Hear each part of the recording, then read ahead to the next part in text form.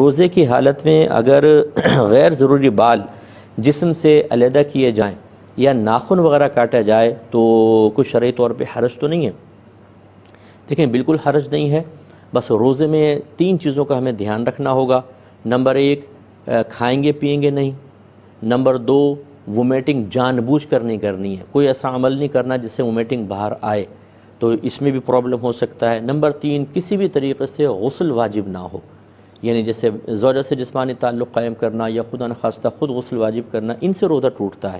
باقی آپ کے جسم سے اگر بلڈ باہر نکلتا ہے، جیسے آپ ٹیسٹ کرواتے ہیں، بلڈ ٹیسٹ کروایا یا کسی کو خون دیا، اس میں بس یہ فقہاء نے ضرور فرمایا اتنا زیادہ خون نہ دے دیں کہ خود کمزوری ہو، روزہ پورا کرنا مشکل ہو جائے، تو اس بلڈ سے بھی روزہ نہیں جائے گا.